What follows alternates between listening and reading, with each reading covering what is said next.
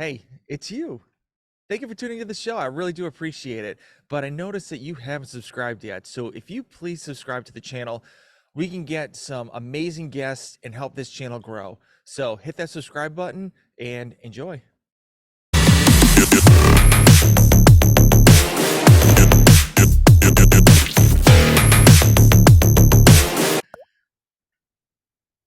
All right, guys, welcome to another episode of the Type1lifting podcast.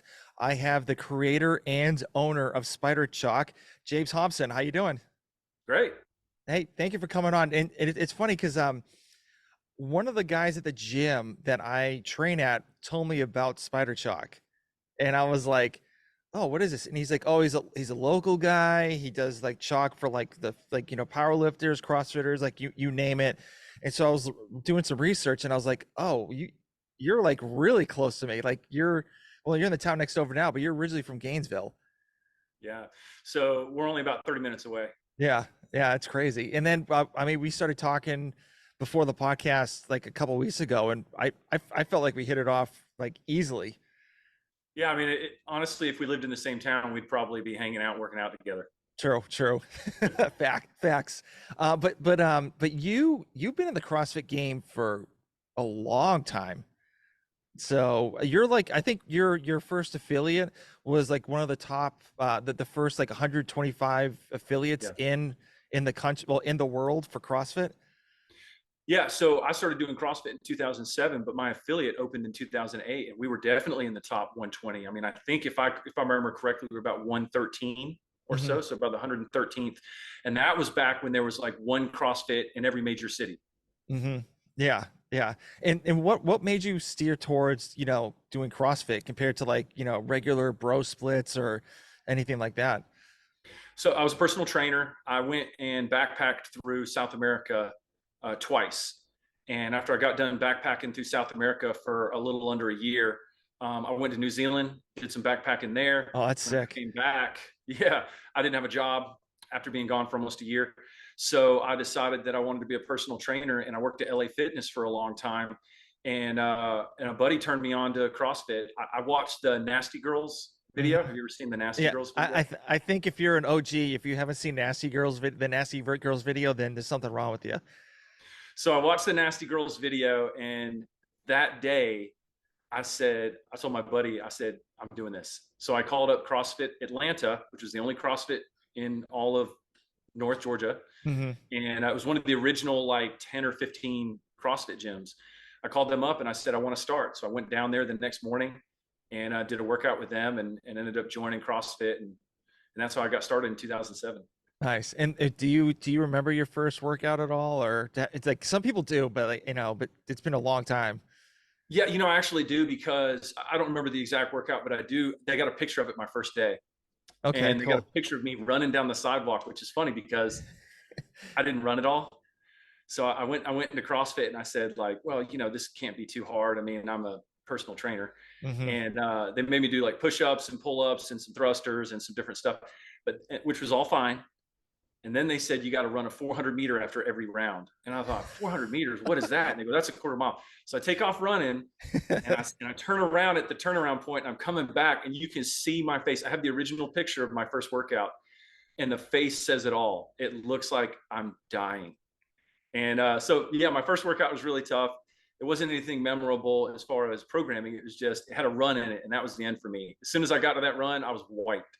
Yeah. You probably were like wiped throughout like the rest of the day. You're just like taking a nap and doing absolutely nothing. So I remember I got home, and I told my wife, I said, babe, it was the easiest workout in the world until I got to the run.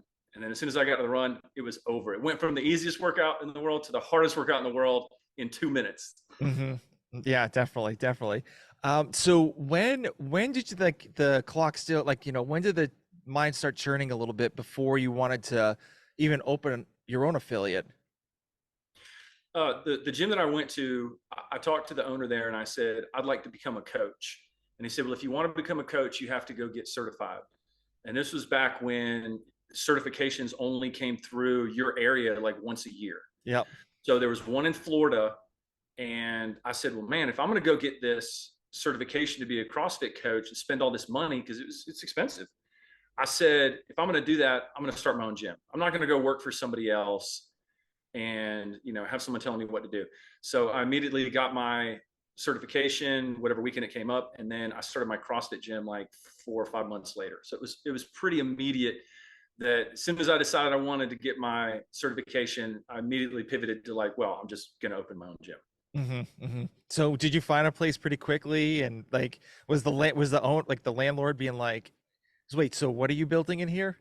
Yeah. So back in the day, so the original CrossFit gyms were always in old condemned warehouses and Hmm. industrial zones.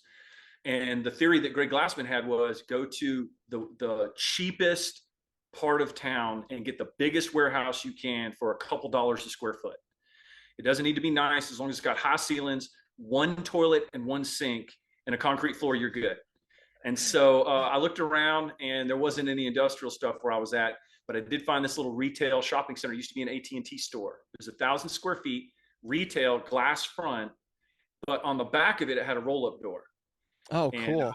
so I signed a lease there. It had a bathroom in it, and it actually had a shower, which no one ever used. But it had the roll-up door and 1,000 square feet. And let me tell you, 1,000 square feet sounds pretty big until you get about 10 people in there slinging barbells around. And there were Hmm. holes in the wall like every 3 feet from where we dropped the barbell from overhead, and it would go sideways and punch a hole in the wall. When we moved out of that space, we ended up having to redo the entire wall, all 1,000 square feet. We had to demo it and redo the drywall. And I did it with my landlord when I moved out. I actually went in there and did the drywall with him because we had to replace everything. The whole place was completely destroyed. It was like Swiss cheese. Yeah, yeah. So did you like you moved to another place after that, correct? Yeah. So our first place was 1,000 square feet. It was retail. Then we moved to 4,000 square feet. We found a big, I think the ceilings were 24 feet. It was Dang. 4,000 square feet. It had two big roll up doors.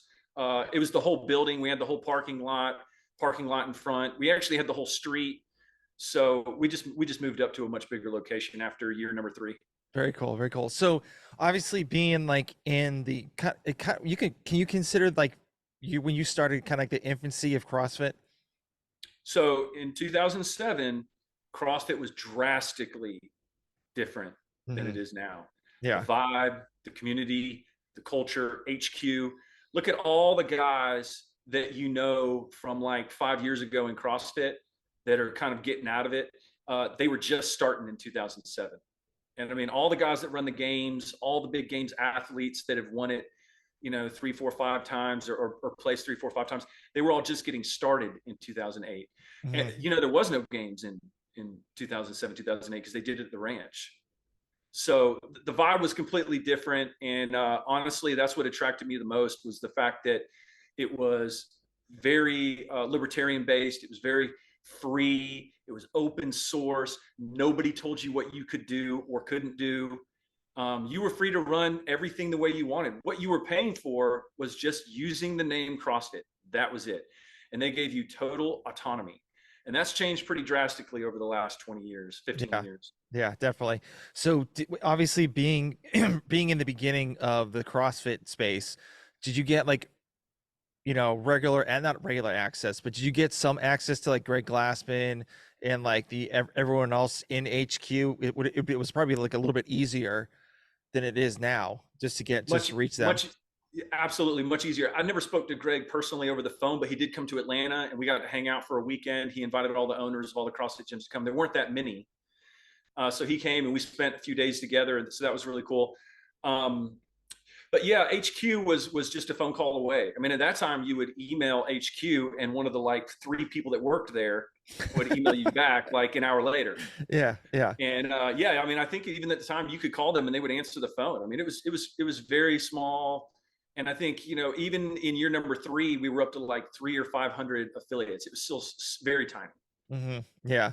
And did you ever think about going another path, doing like another type of gym space compared to doing CrossFit before, even opened up that first gym? No, but while I owned that CrossFit gym, I got to know lots of other owners. And every time a new gym would open up, I'd go to their grand opening and we just chit chat and work out together. And then I would email them and call them like once a week and just chat it up, see how they're doing.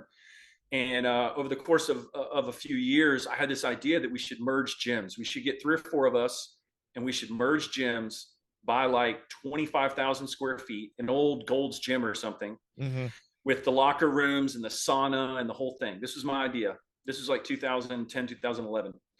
Get 4 or 5 gyms, merge them together, have one guy running the boot camp, one guy running the games training, one guy running the kids program, one guy running the sports performance program. So when you walk in as a family, husband, wife, 3 kids, you've got a teenager, a middle schooler, and an elementary school. You go, we've got a boot camp for the mom, we've got a powerlifting strength, for the dad. Mm-hmm. High school kids, we've got a sports performance program.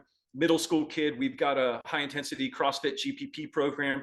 And then for the elementary school kids, we've got CrossFit Kids. The nice thing about that idea is if you get 4 owners together, now you've got 4 people who can work there. Mm-hmm. So if you get sick or you go on vacation, you still got 3 guys. Versus if you own your own CrossFit gym, the problem is you have to be there. You're there at 4:35 in the morning. You're there at 7:30, 8 o'clock at night. You're there on Saturdays. Anytime you're open on a Sunday afternoon or something, you got to be there. So, I mean, it's a 7-day-a-week job and there's no break. If you get sick or break a leg or something, you still got to go. So Yep. that was my idea back then. And the problem was I couldn't get anybody else to bite on it. People in CrossFit are so independent. Yeah. That was the reason why they didn't want to give up their vision of what their gym should look like. And you go, Mm-hmm. but don't you see how it would be easier if we just did it together? And they go, no, I'd rather just do it myself and work 80 hours a week. I said, okay, well, Yeah. that's What that. that's why you see their kids there and they just like literally swing on the, the Olympic rings or just like climb the rope easily. And they're just like not little savages, but they're like they're like strong kids because they're like living there all the time because they don't have like the parents don't have a life because they're too busy coaching. Yeah. It's all for the love. Yeah. At the same time, though, it's a young man's game. Mm-hmm. I did it for almost 7 years, 2008, so eight years. And after 8 years, I was exhausted. I was drained, and you don't get to see your kids grow up and you rarely get to see your wife unless she comes to the gym all the time. You actually spend more time with your members than you do with your family. Yep. And so that was the deal breaker for me. After 8 years, I said, you know what? I'm going to prioritize my family and the rest of these people can just go get in shape somewhere else. Mm-hmm. Yeah, definitely. So did you sell it to somebody else or you just like close the shop altogether? So I own the Atlanta Affiliate League, which was our competition series that I started in Atlanta. And a gentleman approached me at one of my events and said, would you be interested in bringing on a partner? And I said, no, but I'd be interested in selling. And he was an older guy, very established, extremely wealthy. And he said, I'd love to buy your gym. So we met for coffee.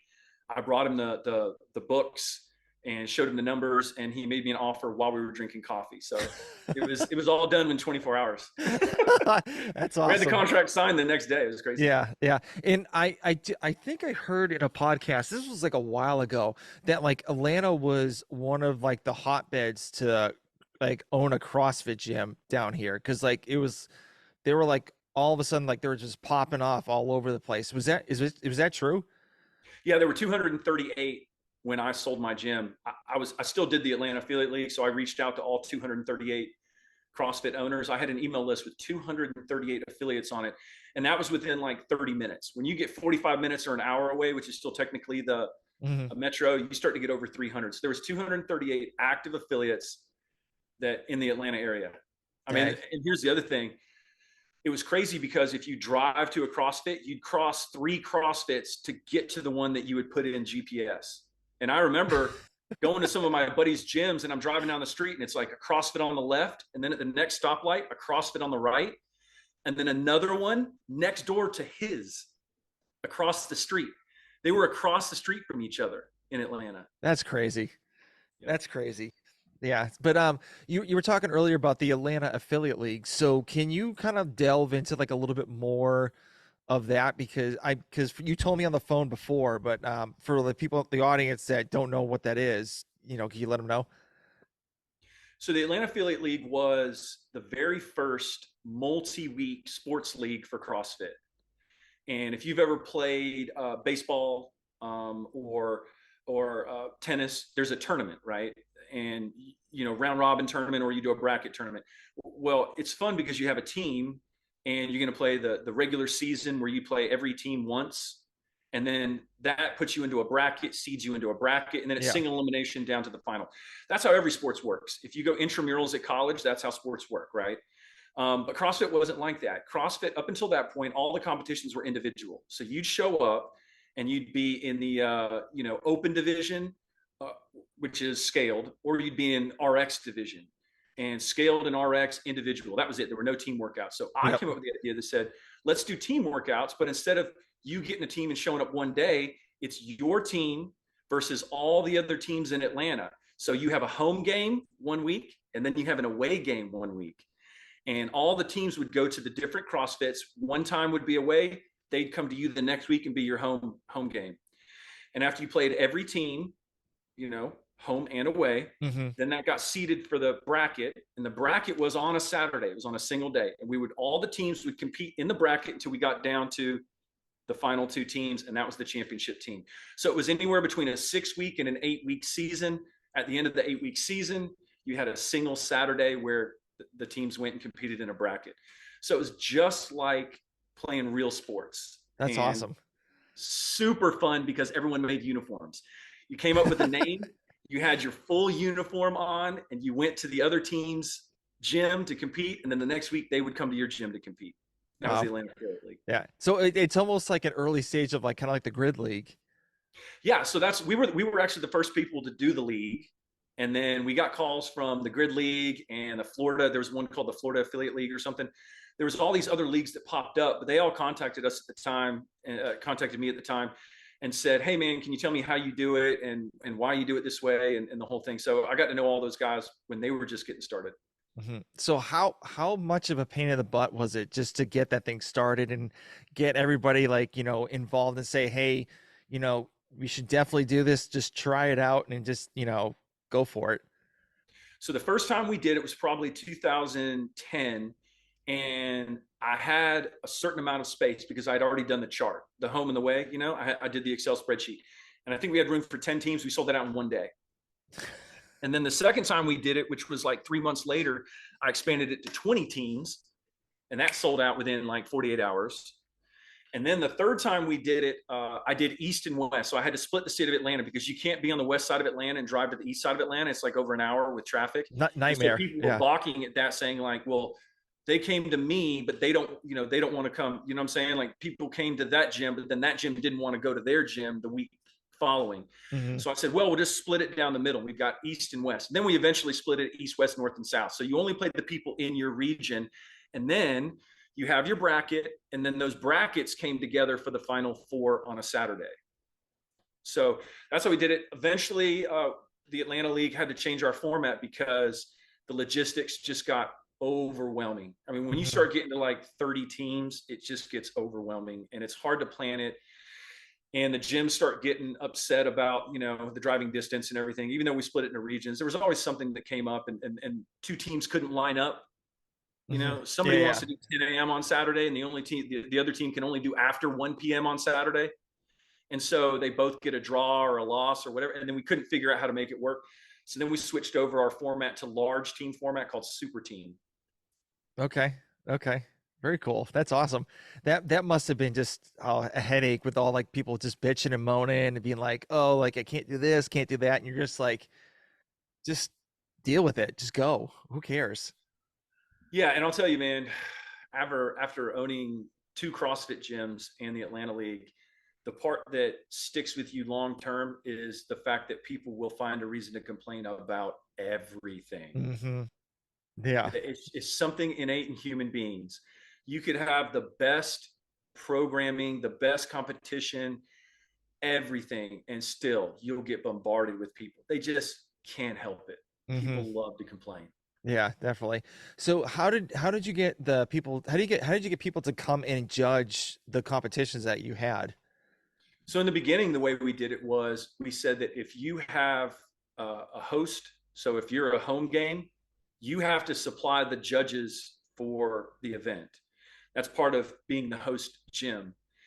And again, when we were doing the league, that worked out really well. But Mm-hmm. then all of a sudden, towards the end, the last cycle or two, the last season, we called them seasons. The last couple seasons, you had people say, "Hey, man, we would have won, but their judge And I'm going, oh, come on, man. Come on, guys. Come on. Come on. You know, and like, if you don't respond, anything you respond to that, they screenshot it and they put it up on Facebook and say, look at what this jerk said. You know what I mean? So if you say, hey, you know, I know that guy, he's a really good guy, there's no way he would do something like that, they go, oh, how dare you call me a liar? Hmm. And if you say, hey, if something happened, no big deal, we'll fix it, then they'll say he admitted that something went wrong and that we should have won. I'm telling you, man, like it's crazy. Like when you get into dealing with massive amounts of people, it's extremely difficult. And these are people that I saw on a regular basis. They'll email you and they'll rip you a new one. And then 2 days later, you'll see them and they'll come up to you and they'll go, bro, and they'll hug you and like, man, how's the family? And you're going, oh, he's not so tough now. Yes, of Everyone's course not. tough over email, but when you get Yep. face to face, things change real quick. Yep. Keyboard warriors. That's all they are. So, and it's like that's in some people for actually I've actually seen it when I was playing lacrosse too. Like I played in the old man lacrosse league in Yeah. Georgia. So it was like 35 and over. And so you would see even like people that were like high level CrossFit athletes, like they still want to play like the way they did in college or whatever. And it's just like, guys, like I gotta go to work tomorrow. Like, I want to have fun, but like you were just making this like 10 times worse. Yeah, and some guys, CrossFit athletes, I'll say this, the majority of the guys that are really good, that are very competitive, and this is going back to 2010. It wasn't any different in 2010 than it was 5 years ago or 3 years Hmm. ago, because I closed it down during COVID. The Atlanta League ran from 2010 all the way to 2021. So it was 11 years I ran the Atlanta Affiliate League. And we did multiple events a year. And this is what I noticed about the guys who compete and the girls. I'm just saying that competitive athletes is that they're jerks. They're egotistical. They're extremely self-absorbed. Every once in a while, you'll meet one of them that's like a decent human being, but the majority of them are schmucks. And I'll be honest, man, like you have to almost be that way in order to be that level. My college roommate was like a three-sport athlete. He was an absolute stud. And he's just a terrible human being. I mean, he just was. But he had the confidence to walk in there. And as soon as he walked into any room, he thought, I'll whoop these people. Like they're nothing compared to me. And that mindset is something that like gets you really far in sports, but it also makes you a very tough person to be around in real life. Yeah. Horrible person to be married to. Yeah. And it's like it's almost really hard to get rid of that as well. Like after you leave this like the sports world. Like a lot of guys that I know went to college, like D1 colleges, and just don't play sports anymore. And so and like I can't imagine like how they can switch their attitude from where they were for the first like 21 years, not like roughly like 18 years of their life or whatever, to after college. And it's definitely still coming around, but I don't even know how people can change since you've been doing that kind of stuff for so long. Well, it is weird because when you meet older guys who used to be really good athletes, in their mind, they're still 22, and it's very Guilty. difficult for them to move past it. Yeah. It's all they've got. You know what I mean? And if you were a guy with a 350-pound clean and jerk and a 7-minute mile 10 years ago, you're still that guy in your head. You haven't evolved. You look in the mirror and you look older, but you feel the same that you did 10 years ago.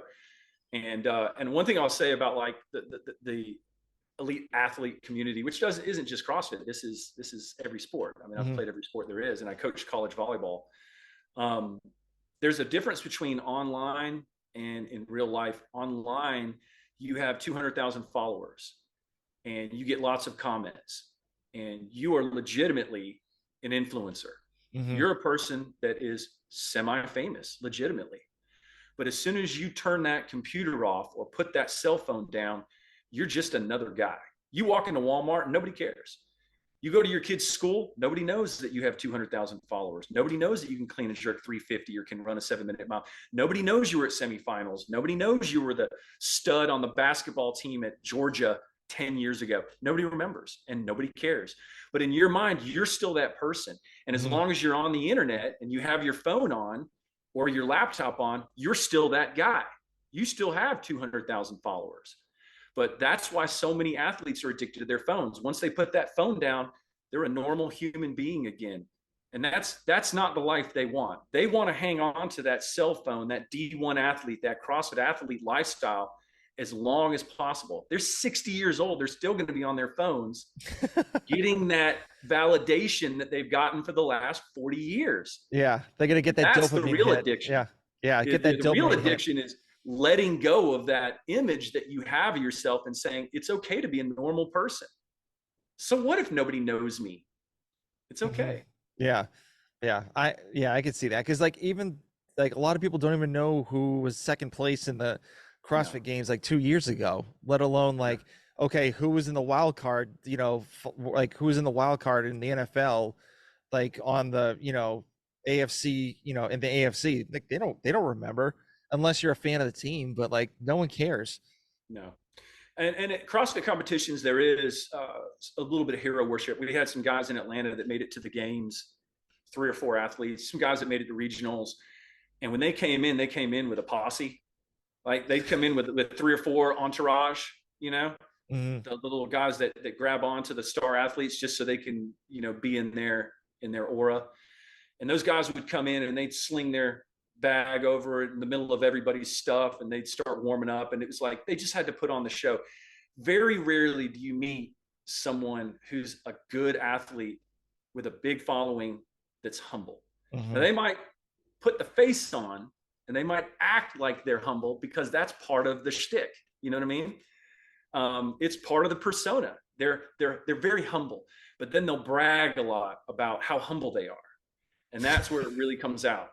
Yeah. Yeah. So and that's something that like this is just a part of being around athletes, whether you're college or whether you're CrossFit or whatever. It's just you're going to be around really good athletes. You're just going to have to like roll your eyes and just keep going, Yeah. because that's never going to end. I mean, 100 years from now, people are still going to be getting off on the fact that like they have 4 people in the room that know who they are, even though no one else in the room really cares. Yeah, exactly. Exactly. So, you are the owner of Spider Chalk. So, how did you even think about getting in the chalk space? Like when did that come about? So 2015, I made an order for liquid chalk from my gym, a pretty big order. It was like $300. And after I paid for it, I got an email saying your chalk arrives in 4 to 6 weeks. So I canceled, went to another website, ordered, got the same email, 4 to 6 weeks.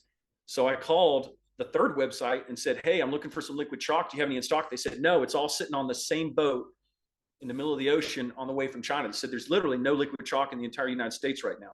And there's no block chalk either because at the time there was a shortage. So I said, well, why is that? They said, well, all the chalk in the world is made in China. So you're going to have to wait 4 weeks till that ship hits. And then once it hits, we'll all have chalk. You can order from anybody. And I said, well, that's crazy. I'll start my own chalk company. Oh, geez. And so like how much of like a learning curve did it take you to understand like how to make it, like what you need to put into it, like all like even the logistic stuff, like how did that like come about? Like how long did that take you? Um, it took me a while. Every product's a little bit different.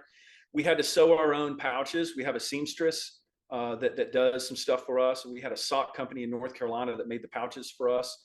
And so that took 6 months or so for them to come up with the right pouch. Then we had to have a seamstress figure out how to get the string and the clip through. So that took a couple more months. When it came to liquid chalk was a little bit easier for us. In the beginning, we called some chemistry companies, the people that do hand sanitizer and beauty products and stuff. And we said, we want to make liquid chalk. And they said, we'll put you in touch with some of our on-staff chemists. And they actually have formulation experts. So you tell them what you want to make, and then they have some people that have like PhDs in formulation, and they'll tell you, well, this is exactly what you should put in it. And they name out all the ingredients because they happen to sell all those ingredients. Hmm. And so you just order all those ingredients that they tell you to, and then you mix them up in the order in which they tell you to order them. And that's how you make liquid chalk. And then blocks was the hardest. Blocks was 18 months, an obsession. I went literally traveling across the country, having conversations with anybody and everybody that could shed some light on it. And then we went through multiple prototypes and tons of engineering and several CNC and fabrication shops until we finally figured out how to make a machine that could make blocks. That's the hard one. No one will ever figure it out. We'll literally be the only person making blocks from now until the sun burns up the earth. No one's going to do it. I can imagine how much that machine costs. It's wild. And not only does the machine cost a lot, but then it's very difficult to change. It's very difficult to adapt. Um, there's a reason why no one in the world makes chalk blocks outside of China, because it's a giant pain in the rear end and it's brutally hard. And in fact, this year we decided we wanted to automate. And so we approached several automation companies and they took a look at what we wanted to do. And every single one of them said no. They said, look, we can't invest, you know, Hmm. all of our resources for 12 straight months. Like, it's just good luck, man. And so that Dang. was that was the end of that. Yeah. So how many samples did it take you to actually, figure out the right block that you want to sell? Well, the machine that we made, we actually had several machines made. And the problem with all of them is none of them really worked. And so you have these machines that kind of work a little bit, but not all the way. And then you go, what do I do with this? I just spent $5,000 on this machine. What do I do with it now? It doesn't really make anything. And they say, well, just put it on a shelf and then we'll start over from scratch. And after the third or fourth prototype, we finally got something that worked. And the problem with that is now you have a machine that can do one block. Well, one block isn't enough to start a company. So over the next 2 to 3 years, we had to figure out ways to be able to scale so that we could start making blocks really fast. And the first big order we got was Sorinex. We private label for Sorinex. And they called us, the two owners, Bert and Richard Sorinex, called us and said, can you give us 1,500 pounds of blocks? That's 4,500 individual chalk blocks. Dang. So that's a big order. And I'll tell you, at the time, it was a big order, but now it's not. Now we can get orders for 20,000 pounds. An average gymnastics distributor orders 40,000 pounds. So if you can't make it really, really fast, there's no point in even doing it. Hmm. And so we're at the point now where we're getting to that point where we can make it faster than we can sell it. But up until this point, we've always been able to sell it faster than we've been able to make it. Wow, that's impressive. And you actually had a warehouse in Gainesville a while, and you told me some stories on the phone. Can you kind of talk about those stories that you told me about?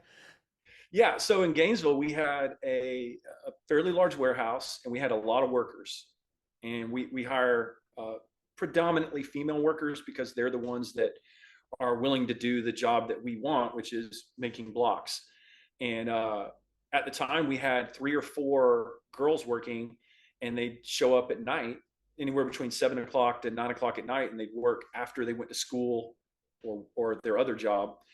And we had some people get shot on our street and down the street, and it scared them a little bit. And then the other thing that scared them was we had a homeless shelter across the street from our warehouse, and the guys would be out in the parking lot when they left to walk to their cars. And so they really got scared at 10 o'clock at night in a dark parking lot when there's a bunch of strange men Oh yeah, of waiting course. there for them to Yeah. get out. So they just spoke to me and said, hey, this doesn't feel like a really safe environment. And I said, okay. So I called my landlord and we canceled the lease and we moved up, and now we work on our own property. Yeah. And so after you cancel the lease, did you immediately think like, okay, I could do all this stuff in my house or like where I live now? Or were you still like looking around and you said, it's probably cheaper for me just to do it at my property? So what we did was we actually found a place specifically for the business. So it had to have enough warehouses and space that we could operate, a legitimate business, a manufacturing business. I mean, the state of Georgia, we're a manufacturing business. So we're considered industrial for zoning. And so moving an industrial business into a, residential neighborhood it's questionable. So you had to get the right space with the right. So we actually bought the house based on the business. Nice, nice. And you told me it's a big property too, as well. It is. Yeah, it's anywhere between 3.5 to 5 acres, depending on like where you draw the lines. But 5 acres, let's say, we've got 2 buildings right now. We just built a third building And then we've got a warehouse offsite that we share with a buddy of mine. It's with a dock and everything. That's just for storage. We don't operate out of there. We just store everything over there. And it's a buddy's warehouse, and he's nice enough to let me store all my stuff over there, because we do not have enough space to store everything here Yeah. and produce everything. Yeah. I mean, you don't want to keep all that stuff in your living room? Well, it's funny. One of the reasons we never take pictures, people always say, you should take pictures of how you make the chalk or where you make the chalk. And I go, oh, we don't want to do that. Here's why. I've got the machine, my automatic liquid machine that fills all of our bottles for us. Right behind that are my kids' bikes, my hunting gear, my kids' fishing gear, and my tools. So all of that sits in the same section. So, it's just, and you do what you got to do. I mean, I got to fill bottles, and while I'm filling bottles, I'm moving my fishing gear and my tools around, so it works for us. Yeah. So if they have like a blind test with the blocks, like a block you can get at Academy or your block, what's the difference between yours compared to like, the generic brands? Well, the difference between our block and everyone else's, because everyone else's is made in the same factory in China, Mm-hmm. is that ours is 3 times as dense, Yep. so that it doesn't break or crumble apart like all the normal 2-ounce blocks do. The second thing is our block is made out of lab grade magnesium carbonate. So the stuff coming from China is a mix of powders, also very low grade mag carb. We ran some tests in the beginning. It came back a mishmash of just cheap generic powders. There's calcium carbonate in there. There's magnesium sulfate in there. There's silica in there. They're putting whatever's cheapest in that block. We're putting 100% lab grade magnesium carbonate. We compress our block. They extrude theirs. So theirs comes out in a long, like a Play-Doh, and then they cut it into blocks. And the reason they do that is because it's faster, but it makes for a very brittle block. Yep. Ours, on the other hand, higher quality and doesn't break apart. That's the main difference. Very cool. Very cool. So you've actually so when did your company start like blowing up? Like, do you just reach out to, once you made the company, did you just email all your friends from the CrossFit gyms that you had, a relationship, and say, hey, I got this company, you want to try my stuff? How did that work? So no man is a prophet in his own land. Have you ever heard that? Yes. So when you approach all the guys that you've had relationships with for the last 5 to 10 years, you say, hey, I've got this chalk company. They all email you back and go, cool, man, good luck. And you go, well, if you need chalk, let me know. And they inevitably email you back and go, well, we just get ours from Dick's. Okay, man. Well, I see how great this relationship is. Yeah. So the answer to that is, in the beginning, the way that we grew really fast was approaching retailers. Within 2 years, I was in something like 40 or 50 retailers. Wow. Online websites and brick and mortar. Now we're in well over 100 and distributed in 21 countries. But at the time, it was just direct sales, emails, phone calls, everything was word of mouth. We've never advertised until this year. Yeah. First year. So up until this year, it's all been word of mouth. And when we really blew up was during COVID, when President Trump, blocked the borders and didn't allow anything from outside the US in. All the stuff from China got stopped at the border. We started getting calls from everybody that said, we need chalk, and you're the only one in the country who has it. And that's when we got big. Gosh, that you must be thanking him. Well, you must be thanking for COVID. That was huge for you. It was huge. And he also has the right mindset. Part of the reason he did it was because of COVID, but part of it was because America doesn't manufacture anything. We're a slave to Asia. If China decides they want to take over our country, all they have to do is just stop shipping us stuff. We'd be paralyzed within a week or two. Yep. You get on Amazon, if you go to Walmart, everything in Amazon, everything from Walmart, everything from eBay, it all comes from China. And I'm not exaggerating. Rarely can you find something not made in China. And the problem with that is, again, we're a slave to them. And people don't realize it, but Donald Trump did. And one of the things he said was, if we stop bringing in stuff from China, people in America will be forced to manufacture here. And for a very short amount of time, that was true.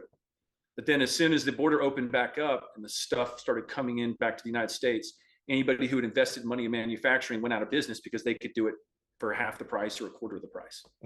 Yeah. Yeah. Yeah. But you got your own brand, so you can just do whatever you want with it. Yep. Yeah. Yeah. And in 2022, what changed after COVID was we used our popularity to start private labeling for other companies. And that this year took off. There's a massive group of people out there that want their own branding on everything. It Hmm. doesn't matter what it is. Their socks, their hats, the cup they drink out of, they Yep. want their brand on it. Yep. And that's where we came in on the chalk. And over the last year, we've probably done 50% spider chalk, 50% private label. Wow. That's Yeah. crazy. Yeah. That's unreal. Yeah. And it's yeah, it's man, I can't imagine like just like 'cause it's almost like Trader Joe's. It's like, hey, we want your product in our grocery store, but you have to call it Trader Joe's. Like it has to have the Trader Joe's logo, and that's exactly what you're doing too with the other companies. Yeah, it's pretty wild. Like I approach people now and I'll say, hey, I can make chalk for you with your branding on it. And you'd be shocked at the number of people that respond to those emails that would never give you the time of day. Hmm. I mean, huge companies that would never respond to a normal email. But as soon as you say, we want to make it with your brand on it, all of a sudden then like everyone's interested. Yep. Yeah, of course. So, out of all the people, all the companies that you know about, what's one company that you haven't gotten your hand in that you would like to, you know, put your chalk into? The gymnastics distributors, there's 4 of them. It's almost like the mafia. There's a Northeast, Southeast, Southwest, and Northwest, and they've been around for decades and decades, since like the 40s or 50s. And the Northeast distributor distributes to all the gyms in that area, and the same thing with the Southeast. And they have this gentleman's agreement that you don't come to my place, and I won't come to your place. They each order up to 40,000 pounds of chalk per year, and they distribute to their territory. And years ago, I spoke with all 4 of the gymnastics distributors, and I said, we'd love to make chalk for you. And they said, well, we ordered a whole year ahead. So we order in January of 2024 and we pay for it and it gets delivered in January of 2025. And I said at the time, I said, well, keep me in mind. I'd love to make chalk for you.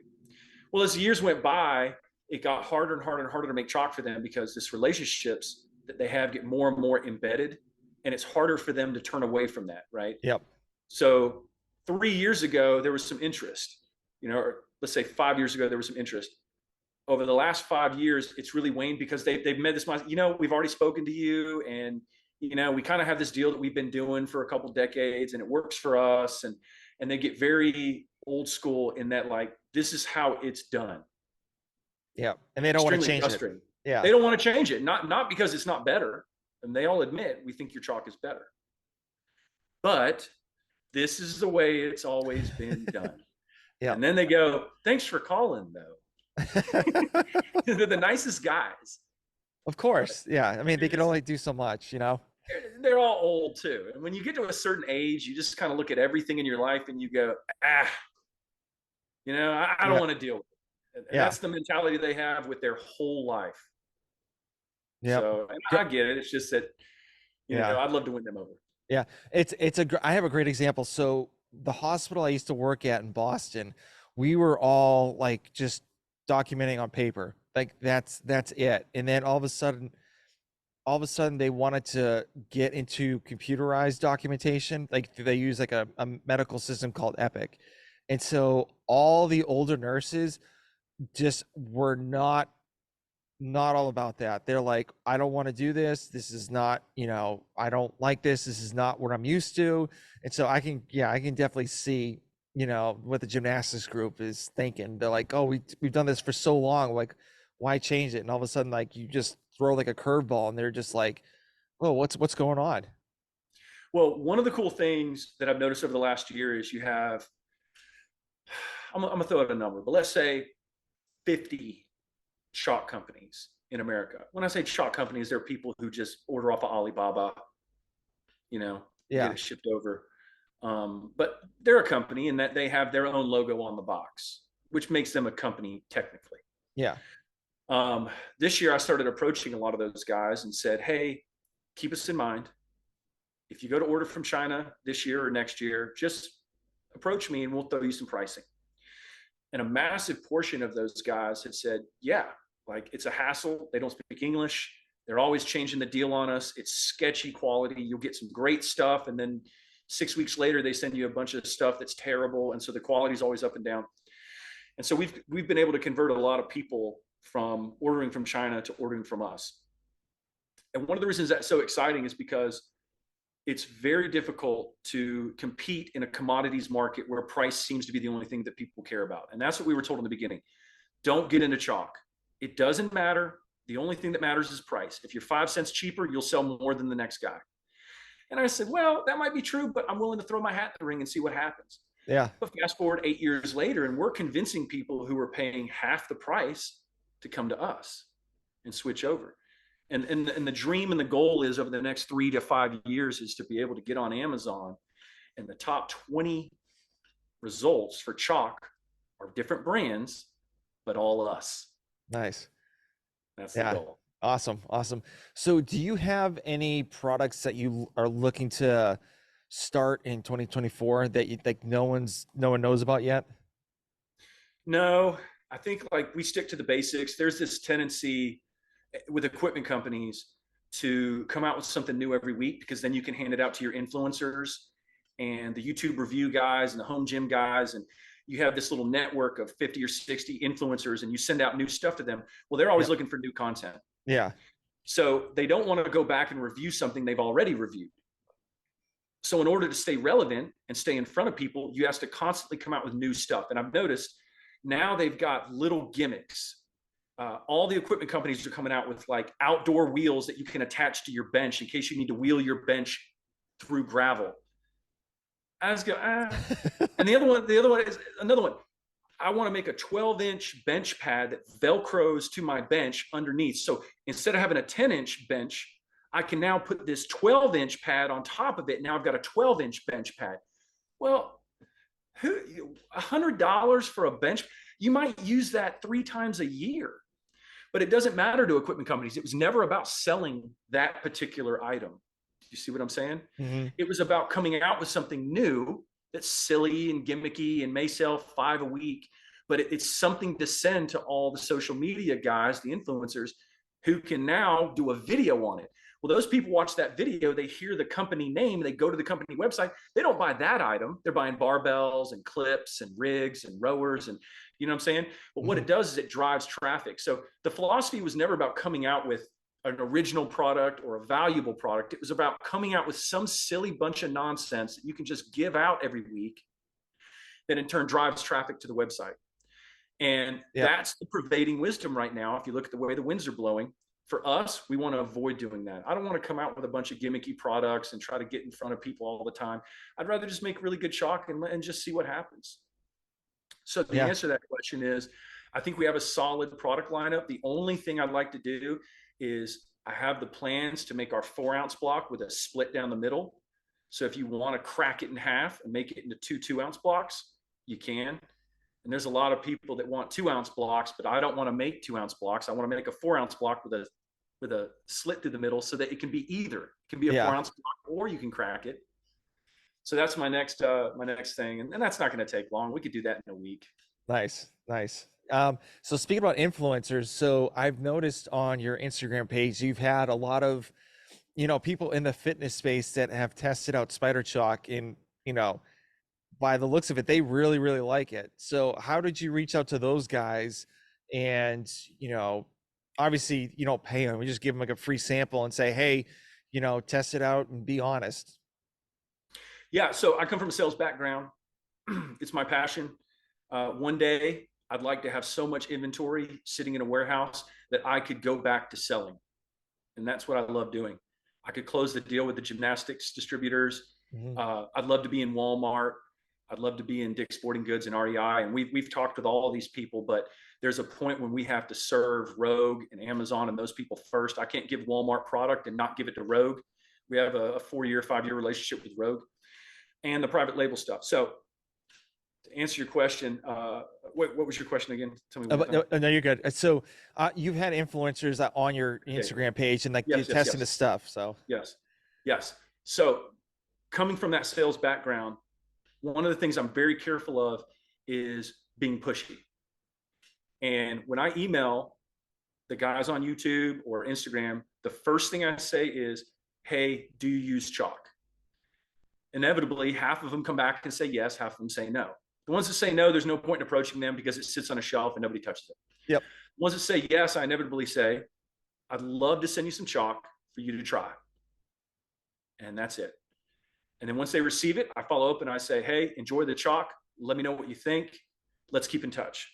Because there's no point in being pushy in the beginning when you're trying to make a relationship with somebody. Mm-hmm. You Yeah, know? absolutely. Yeah. Yeah.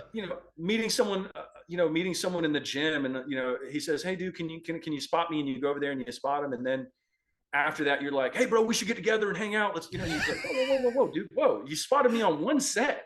Yeah. Yeah. So I think about it like that. Like the way the relationships are built is you just continue these long conversations over the course of 6 months or a year. And then eventually they become less of a marketing and more of a friendship. And so the majority of the guys that you see on YouTube and Instagram that have talked about our chalk are guys that over the last 6 months to a year have become fairly good business friends, which is cool. Yeah, definitely. And it's not like, it's almost like LinkedIn. If like literally you get like an email like saying, hey, I like to connect. We seem like we have like the same group of people we connect with. And then like you connect with them and like instantly they're like, hey, I want to sell you something. It's just like, holy cow, man. Like, I am not into this. Like and I automatically like unconnect with them. It's just annoying, getting all those and chalk people. is weird too, because chalk is not sexy and chalk is not flashy and chalk is not expensive and it doesn't get a lot of views. The guys that do chalk reviews, which I'm very thankful for, they're always low view videos. Mm-hmm. I mean, you can put on their unbelievable secret recipe to amazing grip and the algorithm will pick it up. But then eventually after a week, nobody cares and it just kind of drifts away. If you do the brand new Rogue, GHD / bench, newfangled thing they came out with, you're going to get 500,000 views on that because there's so many people that want to know what the new Rogue drop is. Yeah. But nobody's sitting around, frantically wanting to see more stuff about chalk. And so because of that, I know my place in the hierarchy of sexiness online. We have a functional product, but we're just not sexy. And I'm okay with that. I mean, Yeah. So when we talk to influencers, one of the things I tell them is like, don't feel like you have to do the bells of steel 20-minute video, man. just say you enjoy it and it helps your grip. That's all. Yeah, that's all you need. That's all you need. But I know since you moved to that new area, you actually are building your own gym. So I kind of want to talk about that as well. So like how big's a gym? Like what are you looking to put into it? And like what made you decide to like build your own like warehouse of a gym? So there's two reasons we decided to build it. One is because we've been to so many gyms up here and they don't have the equipment we want. They're not open the hours we want. Mm-hmm. Stuff's always broken. Mm-hmm. And they never fix it. They don't take any pride in their space. And also because I do CrossFit, we're a pain to the other people that work out there. People come in and they go, are you using this? We go, yes. Are you using that? Yes. Are you going to use this bench? We're also using that. What are you not using? And I said, well, we're not using that treadmill over there.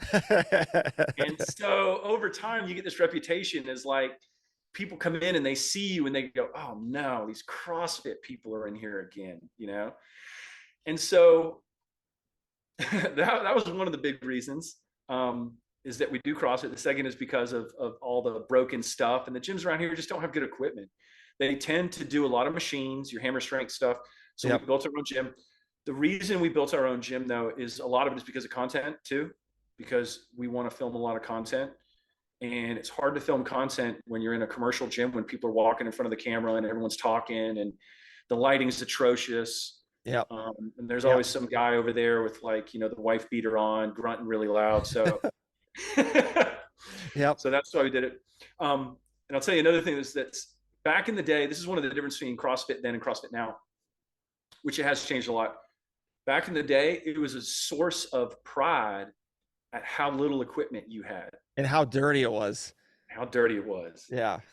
And you'd Yeah. walk in and there'd be a rig and some crusty barbells and like one Dynamax ball and then a set of rusted dumbbells, an old kettlebell with chips off it, and then one of those Concept 2 rowers with the wood handles. I have one in my house right now. I literally have one. Model Yeah, yeah. B or something, Yeah, yeah, yeah. The OG, the original. Yeah. Yeah. And I remember walking into all these different CrossFits in like 2007, 2008, 2009, and walking in and going, whoa, this place looks like a torture dungeon.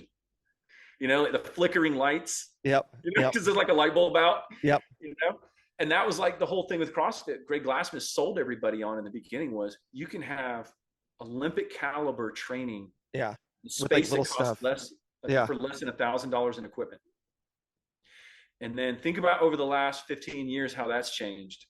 Now you walk in and it's air conditioning and they've got locker rooms and they've got the cold plunge and the hot sauna and the red light therapy and they've got nutrition counseling and a smoothie bar and a lot of affiliates have chiropractors or massage therapists on staff.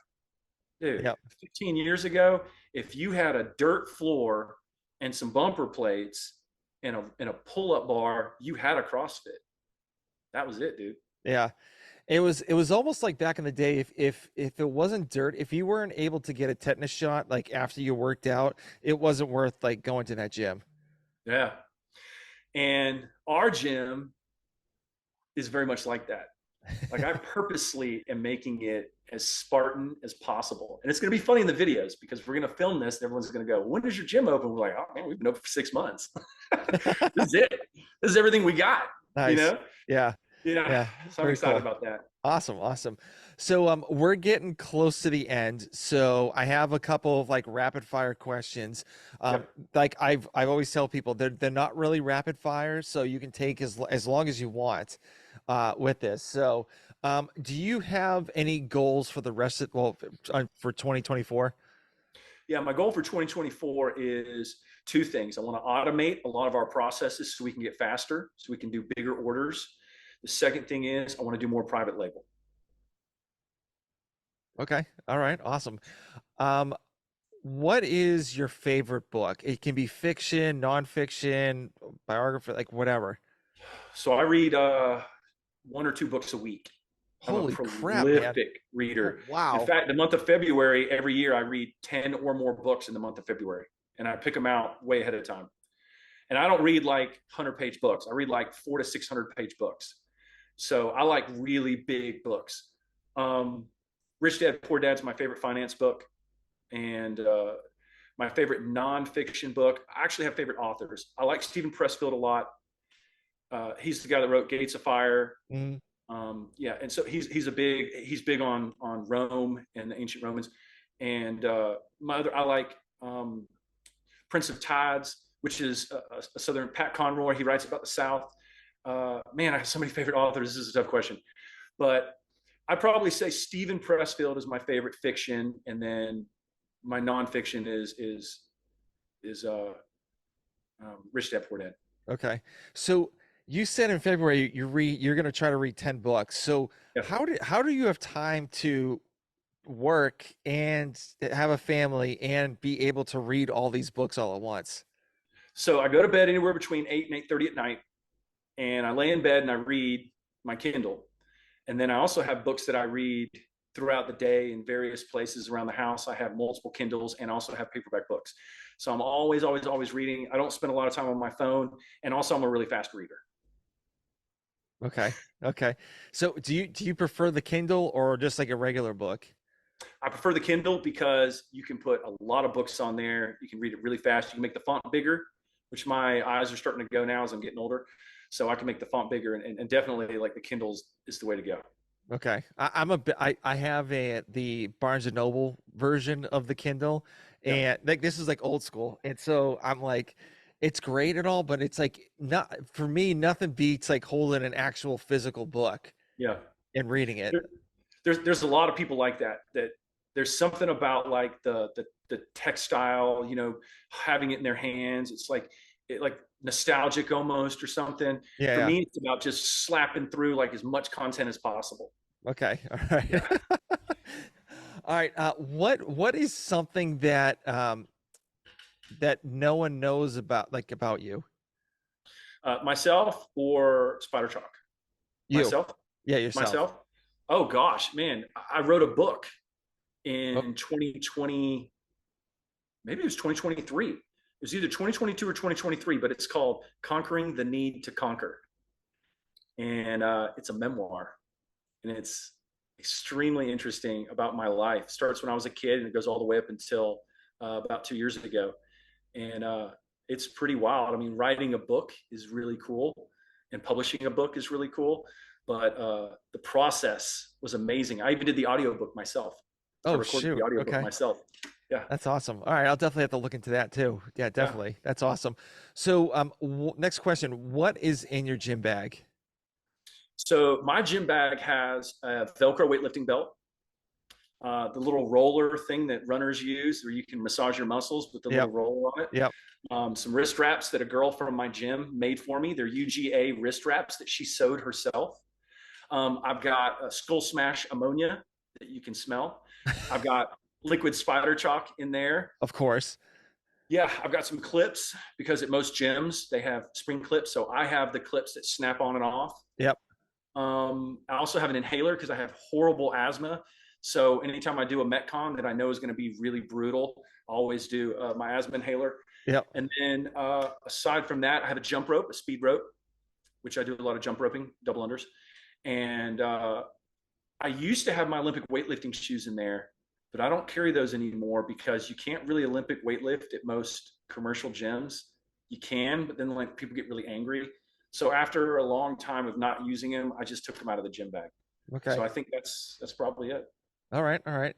Um, so this is kind of going to be like a little like deep, but so it's your last day on Earth and you have all your friends around you. How do you want people to know you as? Well, I'm a believer. I'm a Christian. So the first thing I want people to say about me is that I reflected Christ. Hmm. And that's because my grandfather was a pastor. When he died, him and my grandmother both died. They had these amazing funerals where people got up and they talked about the incredible effect they had on their life, on their spiritual life and their emotional life. And, you can die with all the money in the world and you can die with all the success in the world. But when it comes down to your funeral and what people say about you, they never mention that. Hmm. What they mention is the way that you made them feel and how loyal you were to them and how loving and kind you were. And so my last day on earth, I really want to people to see me very Christ-like, meaning I want people to think that I understand that I love them and I love them regardless of a lot of the choices they make. Yeah. If you screw up and you make bad choices, that's okay. I've made a lot of bad choices. I wrote a memoir about it. And and if you're not going to be friends with the people that make bad choices, then you're not going to be friends with me. Hmm. So and you probably wouldn't be friends with anybody. Yeah. So anyway, yeah, my last day, that's what I'd want. Okay. So next question. No one else is going to be answering this question except for you. So do you think Georgia got hosed out of the championship playoffs? Absolutely, dude. Alabama, man. Something about those guys. They just get lucky. College football has a crazy obsession with them. So back in 2004, when I graduated from UGA, USC was really big, the Yep. Trojans, Yeah, I and we remember used to that. Yeah. call we used to call ESPN the All Trojan Network because it doesn't matter. There'd be like 9 teams with upsets, and they'd show 60 seconds for each game. Then they do a 20-minute segment on the Trojans, and everyone's like, It's like, come on, guys, really? You know? so. And that reminds me of Alabama. Like Alabama can lose 3 games a year, and everyone's going to talk about how they're the greatest team that ever, and Nick Saban and blah blah blah. And like it's just part of ingrained right now. Everyone's obsessed with Alabama. And they're going to get a free ride. Anywhere. Yeah. Well, Yep. I'm glad. I'm a big Michigan fan, so I was really glad that they beat them Yes. because so I really thought FSU should have made it into the playoffs, even though they're like their all-star quarterback got hurt and stuff. It's like they literally went undefeated and won the ACC championship and still didn't make it, and it was for like a one-loss team like Alabama. I'm like, how is that? How is that fair? It's like you're pretty much telling me everyone has a chance except for if you get close. If you're next to Alabama, forget about it. Did you see the bowl game with Georgia and FSU? I did see that. Well, the only thing was I've heard was there were like 25 players that Yeah. either went to the transfer portal Yep. or Yep. didn't even play. So it's like kind of I can't use that as a sample because of Yes. all those athletes that weren't there. Well, what I was going to say was because FSU didn't make, and Georgia, all the players who would have played decided not to risk it, and they just, it means nothing. If we win, it means nothing. If we lose, it means nothing. So why risk an ACL tear or a concussion? And so college football now has become this whole thing. Like if there's no skin in the game, everyone just gracefully bows out and says, I'm not going to play anymore. And that's what happened with the FSU Georgia game. That was a joke. There was no point in even playing that. I mean, the people there were bored. The players were bored. The coaches were bored. I was bored. I'm sitting here. I'm a huge Georgia fan, and I was bored out of my mind. My kids were bored. I'm like, if we're going to do this, then just let's just stop the whole charade. Yeah. You know? Yep. And I agree that, and I think the NIL deals and all that stuff Yeah. and the transfer portals just getting completely out of hand. Yeah. But They're going to have to put some restraints on that because there are teams leaving UGA to go other places on a losing team, knowing they're going down from a championship national championship level team to a scrub team because they're going to make more money. yep. And they're not looking to be the best. They're not looking to improve. They're looking to just make some cash on the side, some quick cash. And it's too tempting. I mean, if you're 19 years old or 20 years old, it's too tempting. And even if Yeah. your parents and your mentors are saying don't do it, you're going to take the quick money. Yeah. I heard, well, last thing. So I heard Marvin Harrison almost was going to get an NIL deal for $4 million or like some ungodly amount of money just to stay at Ohio State for another year. Yeah. And he's literally could be the second overall pick. Right. And it's like, God, it's like, really, is it really worth it? Like, yeah, he won't be playing college football, but he'll be making a boatload of money, but then Right. he may get hurt and then not play for the rest of his life. I know, man. And that's where it has to be enough money that if you get hurt, you're good. Right. Yep, So how that's much true. is that ACL tear worth to you? Is it worth $500,000? Could you put that in an investment fund and live off it for the next 20 years? Can you support a wife and a kids? You know what I mean? If you can, then go for it. If you can't, then you really need to think hard about. But I don't want to be in their shoes. When I was in college, I remember all the athletes were driving like hoopties. I'd see them and they'd have like these like 1992, Chevy cars with like no hubcaps on it. Yep. And you knew it was a football team because they were, they're little compact cars. Yep. Yep. The little tiny like two-door Chevy coupes, and it'd be like some dude that was 330 pounds in there. You're like, oh, there's a football player. Yep. But they were just broke. So, Yeah. I like the name and likeness thing. I do like that they can make some money, but it's definitely gotten out of hand. And in the next few years, they'll probably have to do something as far as putting a cap on it. They'll have to. Yeah. Otherwise, the whole thing's just going to fall apart. Yeah. It's just gonna be a whole mess. But so last question.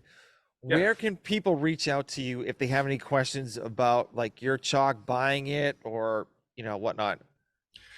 Yeah, so we're on Rogue and Amazon and Walmart. I mean, you can get our chalk anywhere. If you just go to Google and type in Spider Chalk, then we're going to come up. But if you want a private label, you have to contact us directly through the website. And if you email me and say, hey, I've got this brand, or I want to start a brand and I want someone to make chalk in the United States, we're the only people you can go to. So if you want to order from China, you've got 500 different places you can go, Alibaba, AliExpress, whatever. But if you want to order from an American company, we're the only manufacturer in the US. So you got to come to us if you want a private label. Nice. Hey, well, I want to do one more question. Yeah. Go for it. All right, so I thought you were going to ask me this and you didn't. What do you think about the $4,500 affiliate raise? Oh, you know what? Dang it. I literally have it on a question here. I forgot to do it because like I kind of wanted to make it like a smooth thing, but I think it's okay. I mean, I'm kind of like iffy on it because my thing is, from what I've heard is a lot of people that were like the OG CrossFit affiliates were grandfathered in at a certain price point. Yep, they were. Yeah, and it's so, all of a sudden they went from, let's just say their annual fee was like $1,000, and now they have to pay an extra, $3,500 for like, plus a thousand or whatever, just to be an affiliate of CrossFit. So I have a feeling this is gonna maybe have some people that were already thinking about not reaffiliating, just doing their own thing, but actually still do CrossFit. And Yeah, I don't, is it going to help CrossFit make money? Sure, absolutely. But yeah. it's just I don't know if it's going to be beneficial. Yeah, because I've heard people, like one person I know, she was like, I don't want to pay the extra $1,500. I'd rather use that to buy equipment or other materials that I could use to benefit the gym, instead Yeah. of paying CrossFit for what cap? Like, I already do my own programming. So like, what are they going to help me out with? Yeah, so it's interesting. Back when it was $1,000, what I paid, I got grandfathered in. I had two CrossFit gyms. We were 1,000, and even that, it was a stretch at the time. And there were a lot of gyms in 2010, 2011 pushing back and saying, Mhm. $1,000. What do we get for that? Yeah. And they said, well, you can use the CrossFit name. And we said, okay, so what? You know, like what does that do for me? I get to put the word CrossFit on a sign that no one sees. Yeah. Um, and at the time, they never had an answer for that. HQ never answered that question. They would say, well, we're doing the games. Okay, well, the average mom that's 42 years old, again, the 28-year-old that's 50, 60 pounds overweight, the guy training for the high school football team, he doesn't care about the CrossFit games. He's already playing a real sport. Yeah. And I mean, literally, dude, for the past 16 years, since 2007, HQ has never answered that question. What does the money pay for? No one's complaining about $1,000. No one's complaining about $4,500. Yep. You have to tell us what we get for $4,500. And no one wants to answer that question. Well, they do answer it. It's the answer they like, not the answer the affiliate owners like. Hmm. And that's why I think this whole house of cards is about to come falling down. I predicted it in 2016. I said, you wait, CrossFit's going to fall apart. And I'll tell you why at the time I thought that. A house divided cannot stand. The majority of CrossFits in Atlanta and in the Southeast. Now, I don't know about California and Washington and Oregon, but I know in Tennessee, Alabama, South Carolina, North Carolina, Florida, the majority of CrossFits come from trainers. So a trainer works at a gym for 6 months or a year. He moves a mile or two away and opens up a CrossFit gym. And he starts poaching members from his previous gym. Yep. That guy stays in business 3 to 4 years. One of his coaches leaves and moves another mile or two down the road and Yep. starts poaching. Now, how do you separate your gym from the gym that's 1 mile down the road and another gym that's one more mile down the road? How do you differentiate yourself from the guy across the street and the guy at the corner and the guy 2 corners down? Well, I'll tell you how they did it. This was in 2015, 2016. They trashed them. You don't want to go there. Everybody there gets hurt. That guy doesn't know what he's doing. He's charging people a sign-up fee. Now, whether all that stuff is true or not, that's not really the point. The point is it became everybody in the CrossFit community is bad-mouthing everybody else. Yep. I saw that. And I saw coaches leave my gym and open up a mile away and then get on Facebook and start approaching my members and saying, hey, if you'll come to me, I'll give you a 50% discount. And you know how insulting it is to give someone a job and pay them for a year and then have that same person go behind your back and open up a gym a mile away and then attempt to steal your customers? The problem with that is the same thing happens to that guy, and on and on and on. Now, Hmm. because that happens so much, it created this animosity in the CrossFit community. Now owners don't want to get together. They don't want to see anyone else succeed. They want to see everybody else fail. And when you're in an organization that wants to see other people in the organization fail, the whole organization's doomed. Now, right now, it's surviving. It's diminishing, but it's surviving. Over the next 3 to 5 years, you're going to see a drastic decrease in the number of CrossFit affiliates. And a lot of people are going to rebrand and be such and such strength and conditioning Yep. or whatever, which is what you're already seeing. Oh yeah. Yeah. And the other side of it is, I saw this back in 2008. CrossFit is whatever you want it to be. And I'll give you an example. I know this is getting long-winded, but we can chop it No, up. no, no, you're good. No, no, I'm dead. No, keep on going, man. Keep on going. Um, this is what I mean by CrossFit can mean anything. CrossFit HQ has done a horrible job of defining what CrossFit is. Is it high intensity functional movements, right? Is it a variety of functional movements done at high intensity? Is that what it Yeah. is? Or is it the sport of fitness? Or is it both? If it's variety of movements done at high intensity, I can go to LA Fitness and I can do my hammer strength machines, because those are functional to 90% of Americans, right? Yeah. Functional in that I have to press things, right?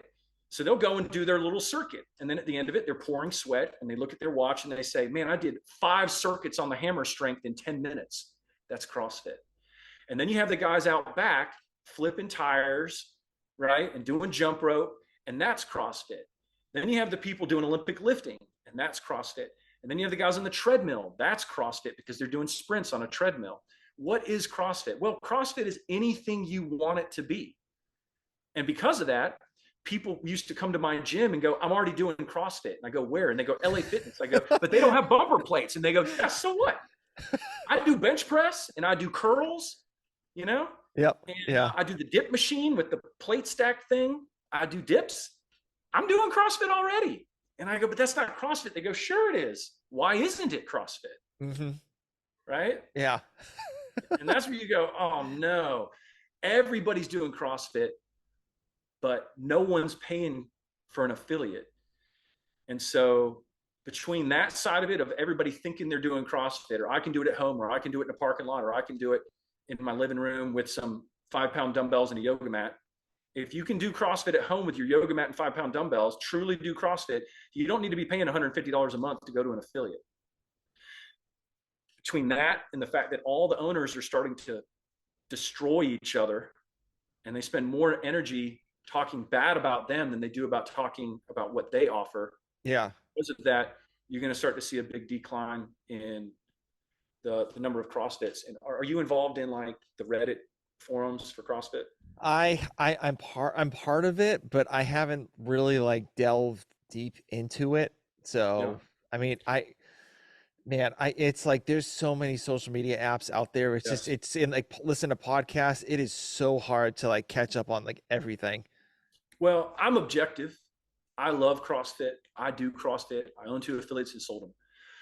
But it's crushing to get on Facebook groups and Reddit groups that pertain to CrossFit. There's so much fighting and Oh negative yeah. energy. Yep. Someone will ask a question and say, I'm at this affiliate, I'm doing this program, it's been 6 weeks, I only put like 5 pounds on my bench press, or my clean and jerk only went up from 135 to 145 and I'm a 185-pound man. What do you think? And just wait. There's 400 comments on there about the owner's crap, the gym's terrible, you need to leave, he doesn't know what he's doing, you need to join an Olympic weightlifting gym, you need to leave CrossFit and do powerlifting. It's just so much negativity. And I think that stems from the top. When we were an owner, I had to take my certification 3 times as an owner. That's 3 times I had to pay, and that's 3 times I had to leave my family for a whole weekend to go get recertified. Mm-hmm. Yeah. And I actually emailed HQ and said, I'm not going to do this. I'm one of your oldest affiliates. Like this is it. Like the 3rd time, I'm not doing it. I just got recertified. You know what I mean? Mm-hmm. In fact, I showed up to that certification and I've been doing CrossFit 4 years longer than the trainers. Do the math. Yeah. And it was such a toxic environment, because I emailed them and pled my case and said, I don't want to get recertified a 3rd time as an affiliate owner. And they emailed me back and they said, either get certified or we'll take away your affiliation. Like, screw you. Wow. And I was like, bro, I've been paying you all this money and supporting you for 8 years. And their response to me was basically, screw off. And then you wonder why the coaches and the owners and the Reddit groups and the Facebook groups hate on each other constantly, you know? Mm, And then you think about like, well, what direction is CrossFit going to go in? Well, if you look at the bottom level of CrossFit, I'll tell you the direction it's going in. And the direction it's going is it's self-destructing. mm-hmm. And for anybody that's in the CrossFit community, if there's any chance of saving this thing, the people at the top have to go stop. Imagine having 6 kids who just fight and argue all the time, you know? Mm-hmm. And that's the dad's fault. You know, the parents have to step in and go, we're not fighting anymore. Like, Yeah, we're going to absolutely. love each other. And, you know, we're going to learn to love each other or it's going to hurt. Yeah, exactly. Yeah. So, yeah, I mean, and that's where like the $4,500 comes in. You know, a lot of people are looking at HQ right now and saying $4,500 is a lot of money and they're willing to pay it, but they're not getting any love from the top. You know, who's reaching out to these people and going, tell me your story. Like, you've been an affiliate for 12 years. Why? Why do you continue to do this year after year? Yep. And listen to their story and then say, well, I understand why you don't want to pay $4,500. And this is why we're doing it. And if that doesn't work for you, let me know. And we'll come up with some way to make it special for you, you know? And if they're not willing to do that, then they're just going to go ahead and close. They might as well just close the doors, because you're not going to salvage this thing by telling people to screw off. Yeah, exactly. Yeah. And I think that the one big problem is as well is they have all these investors that put their money involved into CrossFit. And so they're expecting some, like, in the green, because I guess supposedly like last year they were just like in the black, like they weren't in they were in the black. They were just like, Yeah. didn't make a profit, didn't make any profit supposedly. And now they're like, okay, we need to make more money. And so this is probably the only way that we could do this. And then adding 25% more people instead of the top 10% to go to quarterfinals, everyone knows it's a money grab. Everyone. Yeah. And it's like we're not stupid. I mean, it's like we know that you're losing money. It's just that, like, and even you have supposedly Noble's no longer a sponsor of the CrossFit Games anymore because Yeah. they're a flash in the pants company that doesn't, that just went overboard all at once. And now supposedly GoRuck's the new sponsor of the CrossFit Games. And I'm like, all right, great. How long are they going to last? And then the amount of money that they're paying the athletes to that are podium is like astronomical. Now, here's a good question for you. You've been into CrossFit for a while, and I want to prove a point here. Who sponsored the games in 2022? Do you know anybody? It was Obviously like Noble or whatever, but like, yeah, there was like who are the other? There was like 40 sponsors of the CrossFit Games. Could you name them? I think RX Smart Gear was one. Yeah. There was a CBD company that was part of that, because I remember I think I saw them on one wall, and I think Yep. maybe, gosh, what was it? Fade Aid, I think maybe had their pause in there. Gosh, what else? Kill Cliff was in there a few years ago. Yep, that's old school. So now let's go back. 2018. Obviously Kill Cliff, Rogue. Anybody else that you can remember? 2017, 2016, 2015. Do you remember? There was obviously Reebok was there for a while. Yeah. Yep. This is my point. Do you know how many hundreds of thousands of dollars these companies are paying to sponsor the CrossFit Games? Now, obviously, higher levels pays more. Yeah. Lower levels don't pay as much. We got asked 5 years ago, 4 years ago, if we wanted to get involved with CrossFit, like on a partnership level. And I don't mean a sponsorship level. I mean a partnership level. Yeah. And I said no. And I've never told anybody this because it makes me look like I don't care about CrossFit. But that's not true. I do. I love CrossFit. But almost everybody that gets involved with CrossFit becomes a toxic brand because you're being associated with the toxic brand, right? And I'll give you an example. Go back and look at the CrossFit Games from 2015, 2016, 2017, 2013, 2014. The majority of those companies are smaller than they were 5 years ago, if they're still in business. Yep. So imagine paying $50,000 or $70,000 to be in front of millions of people, get your brand out in front of millions of people you know are your target market. And then 3 years later, look at your sales every year have dropped and dropped and dropped and dropped to the point where you're either no longer in business or you're not even relevant in the entire market space. If you could go back in the last 7 years from 2016 to 2023 and find me 10 companies that sponsored the CrossFit Games that are bigger now than they were when they started sponsoring CrossFit, I'd give you $1,000 because you can't do it. Nope. And what does that tell you? What does that tell you? Right? Yeah. From a brand's perspective, when someone approaches you and says, do you want to advertise? Well, if I advertise with you, it looks like I'm going to go out of business. Right? Mm-hmm. That's what it looks like. Unless you can prove me otherwise, everybody else that sponsored your events went out of business. So there's something that's killing off these big brands with valuable products that were popular at the time. And Noble's no exception. I mean, look at the games to 2023 and 2022. I'll bet you 2026, 2027, the majority of those will either be small or out of business. And we're growing, and there's a lot of other small brands that are continuing to grow, but they sure as heck don't tie themselves to the CrossFit brand. We're not a CrossFit chalk. We're a powerlifting chalk. We're a gymnastics chalk. We're a rock climbing chalk. We're a home gym chalk, but we're certainly not a CrossFit chalk.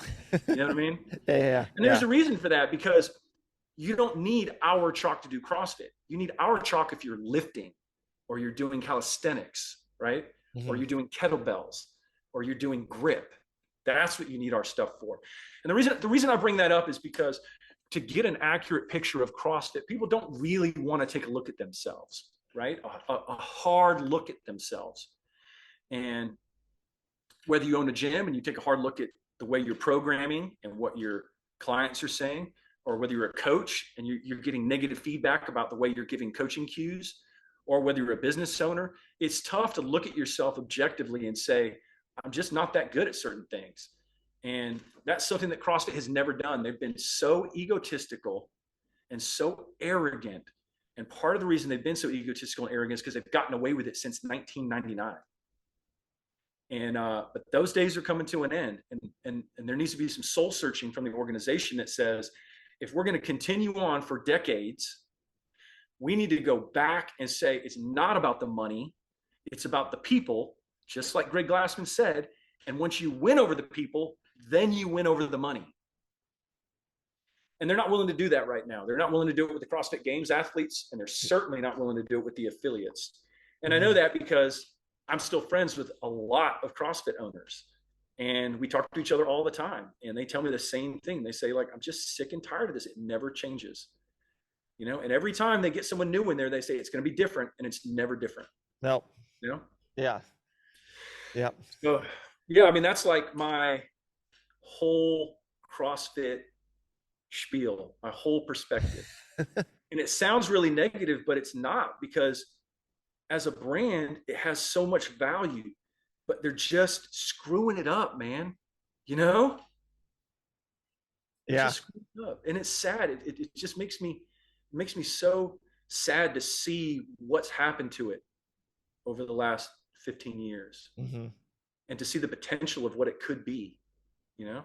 Yep. No, I agree. Yeah. Dag. Yeah, I'm definitely gonna cut this up and put this earlier on in the show. Yeah. So, but yeah, dude, thank you very much for coming on the show. Yeah, like, man. I really do appreciate it. Like, this was like learning about your experience in CrossFit, your expertise, like being an OG CrossFit, CrossFit guy.